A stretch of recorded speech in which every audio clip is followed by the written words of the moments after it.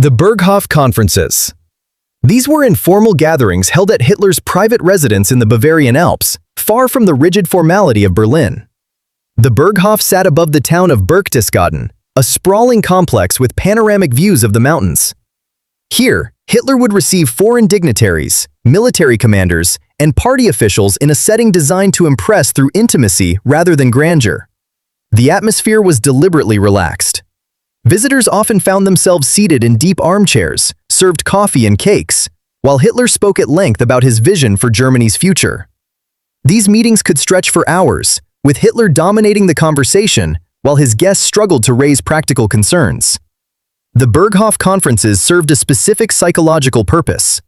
They stripped away the ceremonial distance of state visits and placed Hitler in the role of host, of patron, of visionary speaking to a small circle. Many who attended left with a distorted sense of having witnessed something personal, something authentic.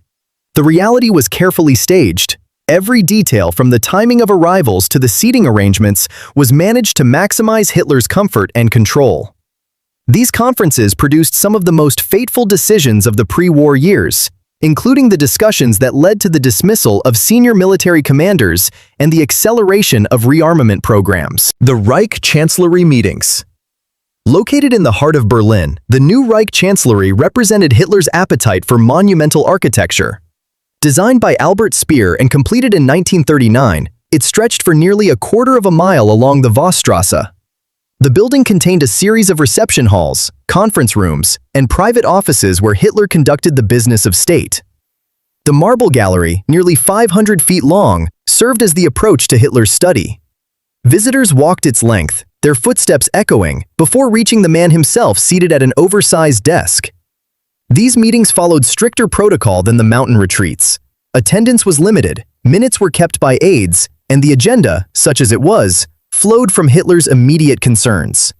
The Chancellery became the center of wartime decision-making after 1939, though Hitler spent increasingly less time there as the war progressed. The building's very design reflected a leadership style based on delay and spectacle.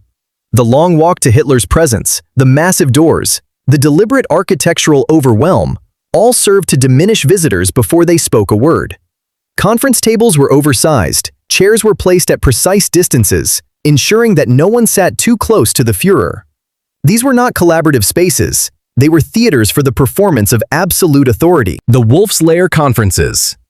Deep in the forests of East Prussia, surrounded by marshland and mosquitoes, Hitler established his primary wartime headquarters in 1941.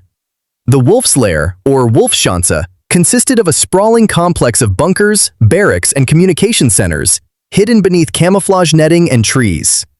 Here, Hitler spent over 800 days, longer than anywhere else during the war. The conferences held here were military briefings, conducted twice daily in a cramped concrete bunker. The morning situation conference began at 10 or 11, depending on when Hitler woke. The evening conference reviewed the day's events and planned operations.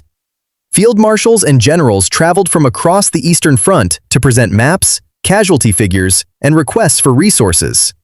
The atmosphere was tense and claustrophobic. Hitler rarely left the complex, seeing the same faces day after day, breathing recirculated air, disconnected from the reality of the fighting he directed. The Lair conferences became notorious for Hitler's refusal to accept bad news. Commanders learned to soften reports, to delay the presentation of setbacks, to frame retreats as tactical adjustments. The physical isolation of the headquarters mirrored the mental isolation of its occupant.